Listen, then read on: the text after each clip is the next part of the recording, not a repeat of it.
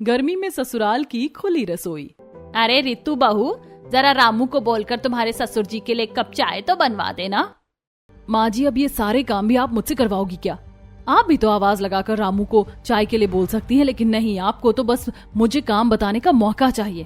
अरे बहू, तुम तो जरा सी बात पर आसमान सिर पर उठा लेती हो। मैंने ऐसा भी क्या बोल दिया? डॉली खुद ही रामू को आवाज लगाती है। रामू। जी मालकिन, बुलाया? रामू, सुनील जी के लिए चाय बना दो।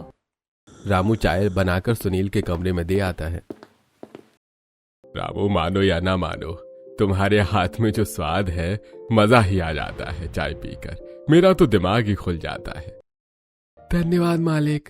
रामू मुस्कुराकर वापस किचन में जाकर अपना काम करने लगता है। कुछ ही देर बाद मेन गेट की बेल बजती है।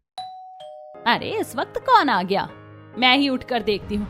रामू बेचारा पूरा दिन किचन में काम करता रहता है और रितु को तो किसी काम से मतलब ही नहीं है। जैसे ही डॉली गेट खोलती है, सामने राजन और नेहा को वरमाला पहने देखकर हैरान रह जाती है। ये किसको लेकर आए हो तुम? और ये तुम्हारे साथ कौन है? तुम दोनों ने वरमाला क्यों पहनी हुई है? माँ शांत हो जाइए और पहले मेरी बात तो सुन लीजिए। राजन सोच में पड़ जाता है कि माँ को ये सब कैसे बताऊं। माँ, मुझे समझ नहीं आ रहा है कि मैं आपको ये सब कैसे बताऊं, लेकिन अब नेहा मेरी धर्मपत्नी है। मैंने अग्नि के सामने इसके साथ 7 फेरे लिए हैं और जीने मरने की कस्में खाई हैं। ये लड़की बहुत सुंदर और मासूम है, लेकिन इसके साथ कितना बुरा हुआ। इसकी शादी के दिन ही इसका दूल्हा इसे छोड़कर भाग गया। सरपंच ने फैसला सुना दिया था और वहां खड़े गांव के लोग बातें बना रहे थे। अरे भाई, अगर इस लड़की से कोई शादी नहीं करेगा तो इसे यहीं खत्म कर दिया जाएगा।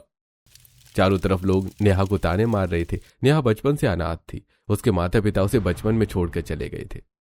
जो आदमी इसे छोड़कर चला गया है वो बहुत बड़ा धोखेबाज निकला। मैं इसे इस तरह सबके सामने मरने के लिए नहीं छोड़ सकता, इसलिए मैंने नेहा से शादी कर ली। अग्नि के सामने 7 फेरे लिए और अब मैं इसे दिल से अपनी पत्नी मान चुका हूँ। हम ऐसी शादी विवाह को नहीं मानते। तुमने हमारी बिना इजाजत के शादी की है। हम इस शादी को बिल्कुल नहीं मानते। अरे देवर जी, ये किस गंवार को उठा लाया आप गांव से? कम से कम हमारा स्टैंडर्ड तो देख लेते। इसका पहनावा तो देखो, बिल्कुल गंवार लग रही है। अरे रितु बहू, इसके पहनावे से हमें कोई लेना देना नहीं है। मैंने तो बस सोच लिया है कि मैं इसे अपने घर में एक पल भी नहीं रहने दूंगी। निकल जाओ तुम दोनों मेरे घर से। समाज में जो तुमने मेरी बेइज्जती करवाई है, कम है क्या जो अब मैं इसे अपने घर में रखूं? तभी पीछे से सुनील आता है। अगर तुम भी इन्हें घर से बाहर निकाल दोगी तो ये दोनों कहाँ जाएंगे? इस बच्ची का कोई नहीं है, लेकिन हमारे राजन ने इसे अपनाया है। अगर हम भी इनका साथ नहीं देंगे तो ये कहाँ जाएंगे?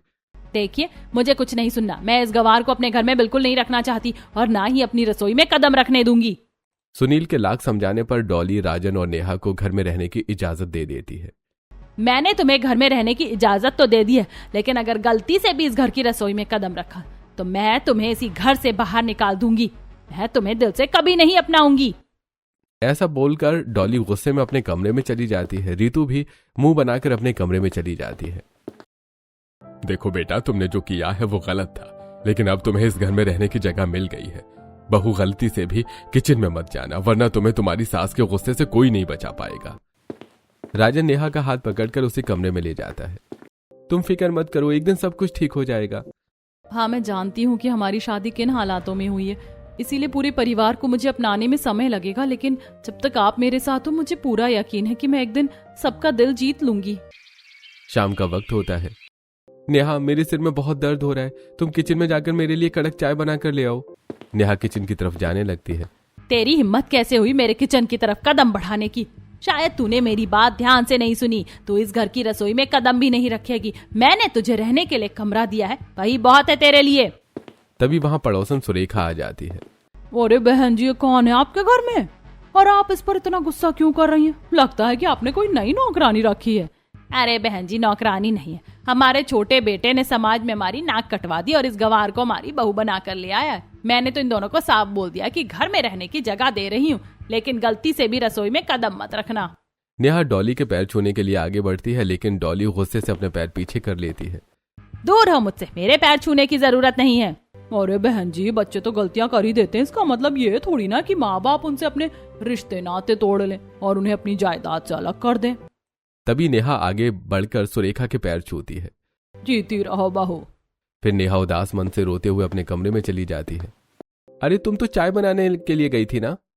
माँ जी ने मुझे किचन में कदम तक नहीं रखने दिया। कोई बात नहीं नेहा, मैं तुम्हारे साथ हूं ना। नेहा और राजन सोच में पड़ जाते हैं कि अगर उन्हें किचन में नहीं जाने दिया जाएगा तो अपना खाना कहाँ बनाएंगे। सुनिए जी, मेरे दिमाग में एक आइडिया आया है। क्यों ना मैं मिट्टी का चूल्हा ऊपर छत पर रख लूं, इससे माँ जी को भी परेशानी नहीं होगी और मैं आराम से खाना बना लूंगी।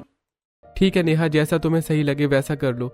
मेरे पास थोड़े पैसे हैं, मैं रसोई का सामान भी ले आऊंगा जिससे कुछ दिन का गुजारा हो जाएगा। अगले दिन नेहा जल्दी उठती है और सबसे पहले अपने सास ससुर के पैर छूने जाती है। डॉली गुस्से में पैर नहीं छूने देती, लेकिन सुनील आशीर्वाद देता है। खुश रहो बहू। फिर नेहा पड़ोसन नीलम के घर जाती है। आंटी जी, मैं यहाँ नई हूँ, मुझे नहीं पता यहाँ मिट्टी कहाँ मिलेगी। क्या आप मेरी मदद कर देंगी? हाँ हाँ, क्यों नहीं, मैं तुम्हारी मदद जरूर करूंगी। वैसे तुम किसके घर आई हो? मैं डॉली जी के छोटे बेटे की पत्नी हूँ। चलिए मिट्टी लेने चलते हैं।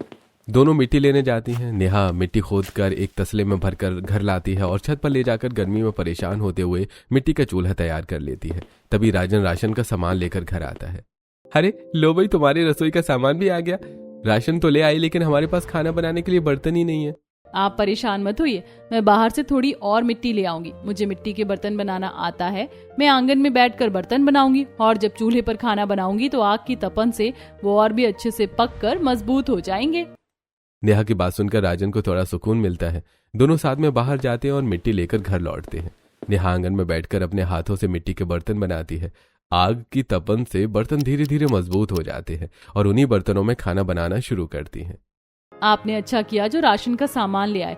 देखिए, मैंने भी ऊपर छत पर चूल्हा बना लिया है। खुली हवा में खाना बनाऊंगी तो गर्मी भी नहीं लगेगी। मुझे तो बहुत भूख लगी है, 2 दिन हो गए कुछ ढंग का नहीं खाया। अब जल्दी कुछ बना दो। हाँ हाँ, चलिए ऊपर चलते हैं। नेहा ऊपर जाकर चूल्हे में आग जलाती है और गर्मी की तपन के बीच दाल चावल बनाने लगती है। अरे धूप में तो कोई परिंदा भी पंख नहीं मार रहा है और तुम्हारी हिम्मत देखो, इतनी गर्मी में चूल्हे पर खाना बना रही हो। छत भी देखो कितनी तप रही है। अगर मैं छत पर खाना नहीं बनाऊंगी तो और कहाँ बनाऊंगी? भूखे थोड़ी रहेंगे हम दोनों। माँ जी ने तो रसोई में जाने से साफ मना कर दिया है। दोनों छत पर बैठकर खाना खाते हैं। ऐसे ही 1-2 दिन बीत जाते हैं। भरी दोपहर में नेहा चूल्हे पर खाना बना रही होती है। तभी पड़ोसन नीलम छत पर कपड़े सुखा रही होती है। हे भगवान, एक तो इतनी गर्मी, हमसे तो धूप में कपड़े तक नहीं सुखाए जा रहे। और बेटा, तुम चूल्हे पर खाना बना रही हो? बहू, तुम खाना बना रही हो या तपस्या कर रही हो? अरे आंटी जी, अगर तपस्या कर रही होती ना तो अब तक भगवान जी मेरी ऐसी हालत ना रखते। नीलम हंसकर नीचे चली जाती है। माँ जी, आजकल इतनी गर्मी है और घर में भी धुआं रहने लगा है। हम तो घर में चूल्हा तक नहीं जलाते। और आजकल मेरी गंवार देवरानी भी नजर नहीं आ रही, पता नहीं कहाँ खाना बनाती है। बहू, तू तो सही कह रही है। मैंने तो इसे रसोई में जाने से मना कर दिया था, फिर ये खाना कहाँ बनाती है? डॉली गुस्से में ऊपर छत पर जाती है और देखती है कि नेहा गर्मी में चूल्हे के सामने बैठकर खाना बना रही है। माँ जी आइए ना, आप भी बैठिए। आज मैंने आलू की सब्जी बनाई है। बंद कर अपनी ये बकवास और ये तेरा चूल्हा उठाकर कहीं और रख, वरना अभी से फेंक दूंगी। तूने मेरी पूरी छत काली कर दी। हम इतनी देर से सोच रहे हैं कि धुआं पता नहीं कहाँ से आ रहा है। हमने अभी अभी छत रेनोवेट करवाई थी और तूने यहाँ अपनी खुली रसोई बना ली। डॉली गुस्से में चूल्हे को लात मार देती है। मिट्टी का चूल्हा टूट जाता है। माँ जी, आपने बिना कुछ सोचे समझे मेरा मिट्टी का चूल्हा तोड़ दिया। अब मैं खाना कहाँ बनाऊंगी? अभी तो मैंने सिर्फ सब्जी बनाई थी, रोटियां बनाना अभी भी बाकी था। हमारी तरफ से कहीं भी बनाओ अपनी खुली रसोई, लेकिन मैं अपनी छत पर तुझे खाना बनाने नहीं दूंगी। नेहा उदास होकर अपने कमरे में आ जाती है। शाम का वक्त होता है। राजन भी ऑफिस से घर आ जाता है और नेहा का उदास चेहरा देखकर उसके पास बैठ जाता है। नेहा, क्या हुआ? तुम ठीक तो हो ना? नेहा की आंखों में आंसू आ जाते हैं। आज माँ जी ने मेरा चूल्हा ही तोड़ दिया। मैंने सिर्फ सब्जी बनाई थी, अब मैं रोटियां कहाँ बनाऊंगी? तुम परेशान मत हो, तुमने सब्जी बना ली थी ना, हम दोनों वही खा लेंगे। और कर भी क्या सकते हैं। ऐसी दोनों रात को सिर्फ सब्जी खाकर सो जाते हैं। अगली सुबह रितु तैयार होकर पार्टी में जा रही थी। अरे बहू, आज रामू भी घर पर नहीं है, नाश्ता तो बना कर दे दो। देखिए बाबूजी, अभी तो मैं पार्टी में जा रही हूँ। नाश्ता और खाने पीने का माँ जी को बोल दीजिए, वरना जब रामू घर आ जाएगा तब खा लेना। ऐसा बोलकर रितु चली जाती है। हे भगवान, कितने शौक से हमने अपने बड़े बेटे की शादी की थी, लेकिन बहू को तो जैसे कोई हमारी कदर ही नहीं है।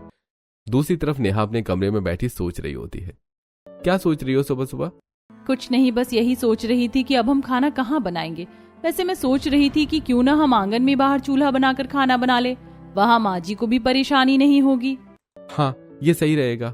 बाहर आंगन में खुली जगह है, वहां कोई परेशानी भी नहीं होगी। लेकिन इतनी गर्मी में तुम अकेले सब कैसे कर पाओगी? मैं अकेले थोड़ी हूँ, आप मेरे साथ हो, मेरे लिए वही बहुत है। बस देखते जाइए कि मैं खुली रसोई कैसे बनाती हूँ। नेहा बाहर से मिट्टी लाती है और मिट्टी का चूल्हा बनाकर आंगन में रख लेती है। साथ ही वो मिट्टी के कुछ बर्तन भी बनाती है। पसीना तो नल की तरह बह रहा है, आज कितनी गर्मी हो रही है। लेकिन चलो, अब हमारे पास इतना साधन तो हो गया है कि मैं अपने पति के लिए खाना बना सकूं। नेहा आंगन में अपना सारा रसोई का सामान रखकर चूल्हे में आग जलाकर खाना बनाने लगती है। तभी अनीता और सुरेश डॉली के घर आते हैं और बाहर बहू को चूल्हे पर खाना बनाते देखकर रुक जाते हैं। अरे भाई, तुम कौन हो और बाहर खुली जगह में खाना क्यों बना रही हो इतनी गर्मी में? नेहा जल्दी से उठकर दोनों के पैर छूती है। मैं इस घर की छोटी बहू हूँ। सच में तुम इस घर की छोटी बहू हो? लेकिन बेटा, इतनी गर्मी में बाहर धूप में खाना क्यों बना रही हो? तभी डॉली वहां आ जाती है। अरे अनीता, तू यहाँ कैसे? मुझे तो विश्वास ही नहीं हो रहा, कितने सालों बाद तू मुझसे मिलने आई है। अंदर चल, बाहर क्यों खड़ी है? अनीता और सुरेश अंदर चले जाते हैं। डॉली दोनों के लिए चाय नाश्ता लेकर आती है। अरे भाई, तूने बताया भी नहीं कि तूने अपने छोटे बेटे की शादी कर दी और बहू से बाहर खुली जगह में रसोई में खाना क्यों बनवा रही है? बाहर कितनी गर्मी हो रही है। मुझे खुद नहीं पता चला कि मेरे बेटे ने कब शादी कर ली। और सच कहूँ तो मुझे ये बहू बिल्कुल पसंद नहीं है। मैं आज तक इसे दिल से नहीं अपना पाई हूँ और ना ही कभी अपना पाऊंगी। कुछ देर तक अनीता और सुरेश डॉली के साथ बातें करते रहते हैं और फिर चले जाते हैं। बाहर आंगन में नेहा कड़कड़ाती धूप में चूल्हे के सामने खाना बना रही होती है। आज तो गर्मी से सिर ही फटा जा रहा है। काम करती हूँ, दुपट्टे को पानी में भिगोकर सिर पर रख लेती हूँ, कम से कम थोड़ा आराम तो मिलेगा। तभी सुनील वहां आता है। बहू, कितनी गर्मी हो रही है, लेकिन मैं तुम्हारे लिए कुछ नहीं कर सकता। पिताजी, आप ऐसा क्यों बोल रहे हैं? आप हमें अपना आशीर्वाद दीजिए, एक दिन सब ठीक हो जाएगा। तभी राजन वहां आ जाता है। अरे पिताजी, बैठिए ना, आज हमारे साथ बैठकर खाना खाइए। अरे नहीं बेटा, फिर अगर तुम्हारी माँ को पता लग गया ना तो वो मुझे भी जीने नहीं देगी। सुनील अंदर चले जाते हैं। यार, यहाँ कितनी गर्मी हो रही है, बैठना भी मुश्किल हो रहा है। इतनी गर्मी में चूल्हे पर खाना बनाना सच में बहुत मुश्किल है। क्यों ना तुम अपनी खुली रसोई को थोड़ा अच्छे से बना लो, ताकि तुम्हें गर्मी भी कम लगे। अरे हाँ, आपने तो बिल्कुल सही कहा। मैं कल ही कुछ ऐसा करती हूँ कि धूप ना लगे। ऐसे दोनों बैठकर बातें करते हैं और रात का वक्त होता है। देखिए जी, आपको कितने दिन हो गए, कभी मेरे लिए भी वक्त निकाल लिया करो। आप हमेशा बिजनेस के काम से बाहर रहते हो। देखो, तुम तो वैसे भी अपने दोस्त के साथ रहती हो, तो तुम्हें मेरी क्या परवाह है। ऐसा बोलकर मनीष फोन रख देता है। पीछे खड़ी नेहा ये सब सुन रही होती है। जैसे ही वो रितु से कुछ बोलने की कोशिश करती है, रितु मुंह बनाकर वहां से चली जाती है। अगली सुबह नेहा और राजन जल्दी उठ जाते हैं। अरे चलो, मैं भी तुम्हारी खुली रसोई को ठीक करने में मदद करूंगा, क्योंकि आज मेरे ऑफिस की छुट्टी है। चलिए फिर आज हम दोनों मिलकर हमारी रसोई तैयार करते हैं। दोनों मिट्टी खोद कर लाते हैं और जंगल से घास और बांस भी लेकर आते हैं। घर आने के बाद दोनों 4 बांस जमीन में गाड़ देते हैं और ऊपर के लिए छप्पर भी बना लेते हैं। बहू, ये क्या कर रही हो? लगता है बाहर ही डेरा जमाने की तैयारी चल रही है तुम्हारी। कुछ नहीं आंटी, खुले में खाना बनाने में बड़ी दिक्कत होती थी, इसीलिए सोचा एक खुली रसोई बना लूं। ये तो तूने बहुत अच्छा सोचा, इस बार की गर्मी ने तो हद पार कर दी। राजन और नेहा मिलकर अपनी खुली रसोई तैयार कर लेते हैं और उसके अंदर मिट्टी के नीचे की जमीन को लीप कर चूल्हा रख देते हैं। आज तो थोड़ा सुकून मिल रहा है और मैं हमारी खुली रसोई में ठंडक करने के लिए इस पर सब्जियों की कुछ बेल और छोटे छोटे पेड़ पौधे आसपास लगा दूंगी, ताकि हमेशा ठंडक बनी रहे। अरे हाँ भाई, अब तो तुम्हें रसोई मिल गई है, अब जो करना है करो। नेहा बड़ी बड़ी जूट की बोरियां पानी में भिगोकर छप्पर के ऊपर डाल देती हैं, जिससे और ज्यादा ठंडक महसूस होने लगती है। तभी वहां डॉली आ जाती है। अभी 2 दिन घर से बाहर निकाले नहीं हुए, तुमने तो घर के बाहर अपना डेरा ही जमा लिया। मैंने तुम्हें सिर्फ चूल्हा रखने की इजाजत दी थी, ये नहीं कहा कि तुम पूरे घर के बाहर मिट्टी और गंदगी फैलाओ। चुपचाप अपनी ये खुली रसोई हटाओ और चूल्हा रखना है तो रखो, वरना इसको भी उठाकर फेंक दूंगी। माँ, आप हमारे साथ ऐसा क्यों कर रही हो? हमने सिर्फ एक खुली रसोई बनाई है, देखो ना कितनी अच्छी लग रही है। हमने इसमें छप्पर पे सब्जियां भी की बेल लगाई है और छोटे छोटे पेड़ पौधे नीचे लगाकर इसे और सुंदर बना दिया है। डॉली राजन की एक नहीं सुनती और गुस्से में बांसों को पकड़कर हिलाने लगती है। माँ जी, आप इतना कष्ट मत करिए, हम खुद ही हमारी खुली रसोई को हटा देंगे। राजन और नेहा आंखों में आंसू लिए अपनी खुली रसोई तोड़ने लगते हैं। तभी वहां रितु आती है। अब आया ना ऊंट पहाड़ के नीचे, बड़ी होशियार बनने की कोशिश कर रही थी और बना अपनी खुली रसोई। मैं तो चली अपनी किटी पार्टी में। ऐसा बोलकर रितु चली जाती है। कुछ दिन बीत जाते हैं। नेहा बाहर गर्मी में खुले में ही खाना बना रही होती है। तभी अचानक एक कुत्ता आता है और रोटी उठाकर भाग जाता है। नेहा उसके पीछे भागने की कोशिश करती है। अरे देखो देखो आंटी कुत्ते के पीछे भाग रही है। नेहा उदास होकर वापस अपनी खुली रसोई के पास बैठ जाती है। बड़ी मेरे बेटे से शादी करके हीरोइन बन रही थी ना, अब बना खुली रसोई। तुझे तेरी नानी ना याद दिला दी तो मेरा नाम भी डॉली नहीं। डॉली अपने कमरे में चली जाती है। कुछ देर बाद राजन घर आता है और नेहा का उतरा चेहरा देखकर उसके पास बैठ जाता है। नेहा, क्या हुआ? लगता है आज फिर से किसी ने तुम्हें कुछ कहा है। किसी ने कुछ नहीं कहा, लेकिन मैं कितनी भी कोशिश कर लूं, माँ जी हर बार कुछ ऐसा कर देती है कि मैं अंदर से टूटा हुआ महसूस करने लगती हूँ। ना जाने माँ जी हमें पूरे दिल से कब अपनाएंगी। नेहा, मुझे माफ कर देना। मैंने तुमसे बड़े बड़े वादे किए थे कि हमेशा खुश रखूंगा, लेकिन मुझे नहीं पता था कि मेरे घर वाले तुम्हारे साथ ऐसा व्यवहार करेंगे। ये मैंने कभी नहीं सोचा। माँ दिल की बुरी नहीं है, लेकिन उनका ये व्यवहार मेरे मन में भी कड़वाहट पैदा कर रहा है। नहीं, आप ऐसा मत बोलिए। वो हमारे माँ बाप हैं। अगर वो हमारे बारे में कुछ गलत भी सोचते हैं तब भी हमें उनका सम्मान करना चाहिए। दोनों कुछ देर बातें करते और फिर सो जाते हैं। 1-2 दिन बाद रितु बाहर गई होती है और रामू सब्जी लेने मार्केट गया होता है। घर में सिर्फ डॉली अकेली होती है। अचानक डॉली सीढ़ियों से गिर जाती है। हाय मेरा पैर, कोई है? बाहर चूल्हे पर खाना बना रही नेहा आवाज सुनकर दौड़ती हुई अंदर आती है। माँ जी, क्या हुआ? आप ठीक तो हैं? कैसे गिर गई? कहीं ज्यादा चोट तो नहीं लगी? नेहा भागकर डॉली को उठाती और सोफे पर बिठाती है। दूर रहो मुझसे। लेकिन नेहा उसकी बात नहीं सुनती और दौड़कर अपनी रसोई से मटके का ठंडा पानी मिट्टी के गिलास में लेकर आती है। नेहा डॉली को पानी पिलाती है और उसके हाथ पैर दबाने लगती है। तभी सुनील वहां आता है और नेहा को डॉली की सेवा करते देखकर मनी मन खुश होता है। देखा डॉली, मैं कहता था ना कि एक दिन हमारी छोटी बहू तुम्हारा दिल जीत लेगी। भले ही गरीब घर से आई हो, लेकिन इसका दिल गरीब नहीं। तुमने इसके ऊपर इतने जुल्म किए, लेकिन ये फिर भी निस्वार्थ भाव से तुम्हारी सेवा कर रही है। ये चाहे कितने भी पापड़ बेल ले, लेकिन मेरे दिल में कभी जगह नहीं बना पाएगी। नेहा डॉली की बातों को बुरा नहीं मानती और वापस बाहर चूल्हे पर खाना बनाने लगती है। पड़ोसन मीना वहां आती है। तेरी सास तुझ पर इतना जुल्म करती है, लेकिन तू हिम्मत नहीं हारती। इतनी गर्मी में चूल्हे पर खाना बनाना बहुत मुश्किल है। कुछ भी मुश्किल नहीं है आंटी जी, अगर पति साथ हो तो सब आसान हो जाता है। अब तो मुझे चूल्हे पर खाना बनाने की आदत सी हो गई है। तभी वहां एक गाय आती है और नेहा के मिट्टी के बने बर्तन को लात मारकर तोड़ देती है। गाय को देखकर मीना तुरंत वहां से भाग जाती है। नेहा सिर पर हाथ रखकर वहीं बैठ जाती है। हे भगवान, इतनी मुसीबतें मुझे ही क्यों दे रहे हो? कभी कुत्ता, कभी गाय। आखिर इतनी परेशानियां मेरी ही जिंदगी में क्यों लिखी हैं आपने? तभी सुनील वहां आता है और नेहा को ऐसे उदास बैठा देखकर उसके सामने बैठ जाता है। बहू, इतना घबरा मत। मुझे पता है कि तू फिर से अपनी खुली रसोई और मिट्टी के बर्तन बना लेगी। हाँ पिताजी, और मैं कर भी क्या सकती हूँ? नेहा पास की खदान से मिट्टी लेकर आती है और फिर से मिट्टी के बर्तन बनाती है और मिट्टी का चूल्हा तैयार करती है। नेहा चूल्हे पर खाना बना रही होती है, तभी तेज आंधी तूफान चलने लगता है। तेज हवा की वजह से नेहा खाना नहीं बना पाती और उस रात नेहा और राजन को भूखे ही सोना पड़ता है। एक दिन रितु अपनी कुछ दोस्तों के साथ घर आती है। उसी समय नेहा बाहर आंगन में खुली रसोई में खाना बना रही होती है। देखो, ये है मेरी गंवार देवरानी, जिसे सिर्फ खुले आंगन में तपती धूप में खाना बनाना आता है। अरे देखो तो, तुम्हारी देवरानी ने सिर पर गीला कपड़ा लपेट रखा है। हाँ, मैंने गीला कपड़ा लपेट रखा है क्योंकि इससे मुझे गर्मी कम लगती है। जब भी हवा का झोंका आता है तो थोड़ा ठंडा महसूस होता है। नेहा की बात सुनकर रितु की दोस्त हंसने लगती है और फिर अंदर चली जाती है। तभी डॉली कमरे से आवाज लगाती है। बेटा, मेरे पैरों में बहुत दर्द हो रहा है, जरा मेरे पैर दबा दे। माँ जी, आपको दिख नहीं रहा क्या कि मेरी फ्रेंड्स घर आई हैं? आप सबके सामने ऐसी बातें करके मेरी इंसल्ट करना चाहती हो? अगर आपके पैरों में दर्द हो रहा है तो तेल लगा लीजिए, आराम मिल जाएगा।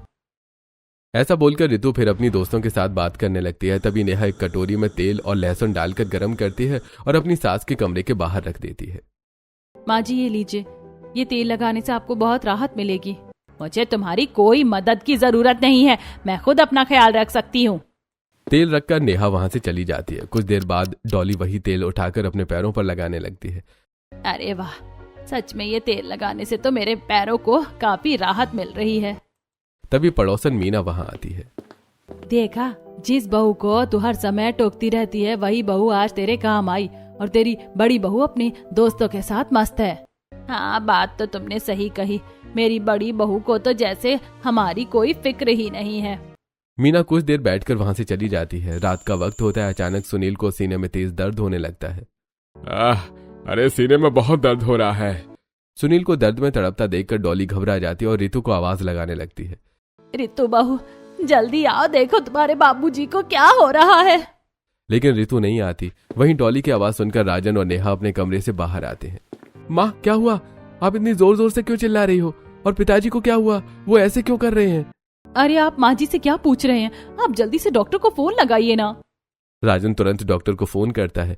कुछ देर बाद डॉक्टर घर आ जाते हैं और सुनील का चेकअप करते हैं। देखिए, घबराने की जरूरत नहीं है, मैं दवाइयां दे देता हूँ। डॉक्टर साहब, पिताजी को क्या हुआ है, बताइए ना। ज्यादा घबराने की कोई बात नहीं है, बस आपको इनका खास ख्याल रखना होगा। हो सके तो इन्हें ऑयली खाना मत दीजिए। मैंने दवाई दे दी है, अब इन्हें आराम की जरूरत है। ऐसा बोलकर डॉक्टर चले जाते हैं। नेहा और राजन भी अपने कमरे में चले जाते हैं और डॉली सुनील के सिर पर हाथ फेरने लगती है। अगली सुबह ऋतु सोकर उठती है। ऋतु बहू, घर में रात को इतना हंगामा हो गया था और तू घोड़े बेचकर सो रही थी। कम से कम एक बार उठकर देख तो लेती। क्या माँ जी, सुबह सुबह ये नया ड्रामा लेकर बैठ गई हो। मुझे तो अपनी नींद पूरी करनी है। वैसे भी अगर मैं नींद पूरी नहीं करूंगी तो मेरी आंखों के नीचे डार्क सर्कल आ जाएंगे, जो मेरे फेस पर बिल्कुल अच्छे नहीं लगेंगे। देखा डॉली, ऋतु बहू को कुछ भी कहना बेकार है। यह हमेशा अपनी ही मनमर्जी करती है। ऐसे ही 1-2 दिन बीत जाते हैं। अचानक सुनील को फिर से सीने में दर्द होने लगता है। सब घबरा जाते हैं और फिर से डॉक्टर को बुलाया जाता है। देखिए, मैंने पहले भी कहा था कि इनका खास ख्याल रखना। आपने मेरी बात को गंभीरता से नहीं लिया। इन्हें पौष्टिक आहार दीजिए और चूल्हे पर बना खाना खिलाइए। अगर मिट्टी के बर्तनों में बना खाना मिलेगा तो इनकी रिकवरी जल्दी होगी। डॉक्टर की बात सुनकर डॉली ऋतु की तरफ देखती है। ऋतु बहू, डॉक्टर ने क्या कहा सुना तूने? तुम्हें अपने बाबूजी का खास ख्याल रखना होगा। ज्यादा कुछ नहीं, बस हल्का खाना बनाना जिससे तुम्हारे बाबूजी को आराम मिले। माँ जी, घर में रामू है तो उसे बोलिए ना। ये सब मुझे क्यों बोल रही हो? मैं कब से यहाँ खड़ी हूँ। मेरा कितना टाइम वेस्ट हो गया। मुझे अपनी फ्रेंड्स के साथ शॉपिंग पर जाना है। ऐसा बोलकर ऋतु चली जाती है। उसी समय बाहर आंगन में चूल्हे के पास खाना बना रही नेहा डॉक्टर को बाहर निकलते हुए देख उनके पास आती है। डॉक्टर साहब, अंदर सब ठीक तो है ना? आपके ससुर जी की तबीयत पहले से ज्यादा खराब हो रही है। अगर इन्हें चूल्हे पर बना खाना और मिट्टी के बर्तनों में खाना मिलेगा तो जल्दी ठीक हो जाएंगे। ठीक है डॉक्टर साहब, मैं खुद अपने ससुर जी का ख्याल रखूंगी। कुछ देर बाद राजन वहां आता है। नेहा सारी बात राजन को बताती है। देखिए, हम तो चूल्हे पर खाना बनाते हैं और मिट्टी के बर्तनों में खाते हैं। अगर पिताजी को भी ऐसा खाना मिलेगा तो उन्हें आराम मिलेगा। अरे फिर तो इससे अच्छी बात क्या है? अगर माँ बाबूजी के लिए हम कुछ कर पा रहे हैं तो इससे बड़ी खुशी हमारे लिए क्या होगी? शाम का वक्त होता है। नेहा चूल्हे पर खाना बनाकर मिट्टी के बर्तनों में अपने सास ससुर के लिए खाना लेकर जाती है। मुझे नहीं खाना तुम्हारा ये चूल्हे और मिट्टी के बर्तनों वाला खाना। अरे भाई, मुझे तो खाना है। मेरी तो हेल्थ का सवाल है और बहू ने इतने प्यार से बनाया है तो मैं तो जरूर खाऊंगा। खाना खाने के बाद सुनील खुश हो जाता है। बहू, सच में तेरे हाथों में तो अन्नपूर्णा जैसा स्वाद है। खाना खाकर मजा ही आ गया। रामू के हाथ का खाना खाकर तो मैं जैसे असली चूल्हे के खाने का स्वाद ही भूल गया था। ऐसे कुछ दिन बीतते हैं। अब रोज नेहा अपने ससुर जी के लिए खुली रसोई में खाना बनाती है और उन्हें खिलाती है। धीरे धीरे सुनील की तबीयत पहले से बेहतर होने लगती है। अब मुझे राहत महसूस होती है, लेकिन अब चूल्हे के खाना खाने से काफी राहत मिल रही है। एक दिन नेहा चूल्हे के पास खाना बना रही होती है। तभी राजन वहीं बैठकर खाना खा रहा होता है। सुनील और डॉली उन्हें देख रहे होते हैं। आखिर कब तक अपने मन में गुस्से का गुबार लेकर रहोगी तुम? और तो तुम्हारे ही बहू बेटे हैं जिसे तुमने चैन से जीने तक नहीं दिया। उसी की वजह से आज मैं सही सलामत बैठा हूँ। आपने बात तो सही कही। मैंने मेरी छोटी बहू पर बहुत अत्याचार किए हैं और एक मेरी बड़ी बहू है जिसे हमसे कोई मतलब नहीं है। लेकिन नेहा को देखो, उसने हमेशा निस्वार्थ भाव से हमारे बारे में सोचा। सुनील डॉली का हाथ पकड़कर उसे बाहर आंगन में खाना बना रही नेहा के पास लेकर जाता है। नेहा झट से उठकर दोनों के पैर छूती है। पहली बार डॉली नेहा के सिर पर हाथ रखती है। खुश रहो बहू। नेहा की आंखों में आंसू आ जाते हैं। माँ जी, आज पहली बार आपने मेरे सिर पर हाथ रखा है। बहू, मुझे माफ कर दे। मैंने तेरे साथ कितना गलत किया। समाज और अपने घमंड में मैंने तुझे कभी बहू का दर्जा नहीं दिया, लेकिन तूने हमेशा हमें सास ससुर नहीं माँ बाप माना। मुझे माफ कर दे बहू। माँ जी, आप ये कैसी बातें कर रही हैं? मैं आपको भगवान स्वरूप मानती हूँ और भगवान कभी अपने बच्चों के सामने हाथ नहीं जोड़ते। आपने जो किया मुझे उसका कोई पछतावा नहीं है। मैं आज बहुत खुश हूँ क्योंकि आज आपने मुझे दिल से अपनाया है। बहू, आज तो हम भी तुम्हारे साथ तुम्हारी खुली रसोई में बैठकर खाना खाएंगे। सब लोग मिलकर नेहा की गर्मी वाली खुली रसोई में बैठकर खाना खाते हैं और खाना खाने के बाद उसकी बहुत तारीफ करते हैं। बहू, अब तू खुली रसोई में खाना नहीं बनाएगी। आज से जितना ये घर ऋतु का है उतना ही तेरा भी है। अब सब लोग खुशी खुशी रहने लगते हैं। नेहा अपनी रसोई का सारा सामान उठाकर घर के अंदर बनी रसोई में रख लेती है और कुछ ही दिन ऐसे बीत जाते हैं। एक दिन ऋतु मनीष को फोन करती है, लेकिन मनीष उसका फोन नहीं उठाता। तभी पीछे से नेहा आती है और ऋतु के कंधे पर हाथ रखती है। दीदी, आपने भले ही मुझे अपनी जेठानी जैसा प्यार नहीं दिया, लेकिन मैं आपको अपनी बड़ी बहन मानती हूँ। आप बताइए, आप इतनी परेशान क्यों हैं? इतना सुनकर रितु की आंखों में आंसू आ जाते हैं। मनीष कभी मेरा फोन नहीं उठाते और ना ही घर आते। मैं अकेलेपन से परेशान हो चुकी हूँ, इसीलिए हमेशा अपने दोस्तों के साथ रहती हूँ। बस आज से आप चिंता छोड़ दीजिए। अब मैं हूं ना, देखिए मैं आपकी सारी खुशियां कैसे वापस लाती हूँ। मेरे पास एक प्लान है, बस आपको मेरा साथ देना होगा। प्लान? कैसा प्लान? मुझे तो कुछ समझ नहीं आ रहा। अरे बस आप रुको, मैं अपने फोन से जेठ जी को कॉल करती हूँ। उनके पास मेरा नंबर सेव नहीं होगा और नया नंबर देखकर वो फोन उठा ही लेंगे। अरे हाँ, ये तो मैंने सोचा ही नहीं। नेहा मनीष को फोन लगाती है। आपको नहीं पता क्या कि आपकी माँ की तबीयत कितनी खराब है? आपको जल्दी घर आना होगा, वरना आप अपनी माँ की आखिरी इच्छा भी नहीं सुन पाओगे। ये सुनकर मनीष घबरा जाता है। फोन रखते ही रितु और नेहा जोर जोर से हंसने लगती हैं। दीदी, कभी कभी जब कोई बात सीधे ना बने तो थोड़ी उंगली टेढ़ी करनी पड़ती है। अगले ही दिन मनीष घर वापस आ जाता है। रितु भागकर मनीष के गले लग जाती है। आप घर क्यों नहीं आते थे? आपको पता है आपके बिना मेरी जिंदगी कितनी अधूरी हो गई थी। मैं बहुत अकेली पड़ गई थी। मनीष घर पहुंचता है और पूरे परिवार को एक साथ सही सलामत देखकर हैरान रह जाता है। माँ, तुम तो बिल्कुल ठीक हो, लेकिन मुझे जो कॉल आया था उसमें कहा गया कि तुम्हारी तबीयत बहुत खराब है और तुम्हारी आखिरी इच्छा जाननी है तो तुरंत घर आ जाओ, लेकिन यहाँ तो सब ठीक है। जेठ जी माफ कीजिएगा, प्लान मैंने और बड़ी दीदी ने मिलकर बनाया था। आप घर नहीं आते थे, इसीलिए माँ जी की बीमारी का बहाना बनाकर आपको बुलाना पड़ा। मनीष, मुझे फर्क नहीं पड़ता कि मैंने झूठ बोला या नहीं, लेकिन आप मेरी आंखों के सामने हो, बस मेरे लिए यही सबसे बड़ी बात है। अगर नेहा मेरा साथ नहीं देती तो शायद आप इतनी जल्दी घर वापस नहीं आते। मनीष दोनों बहुओं की बातें ध्यान से सुनता है और फिर धीरे से पूछता है, आखिर ये बहू है कौन? तभी डॉली नेहा के सिर पर हाथ रखती है। यह है इस घर की छोटी बहू। बेटा, मैं बहुत गलत थी, मैंने इसे कभी नहीं समझा, लेकिन इसने हमेशा अपने ससुराल की जिम्मेदारियां अच्छे से निभाई। मुझे माफ कर देना, मैं बिजनेस के काम में इतना बिजी था कि मैंने कभी तुम्हारे बारे में सोचा ही नहीं। अब पूरा परिवार एक साथ रहने लगता है। रितु भी नेहा को धन्यवाद बोलती है। थैंक यू नेहा, अगर तुम ये प्लान नहीं बनाती तो शायद मैं अपनी खुशियां वापस नहीं पा सकती थी।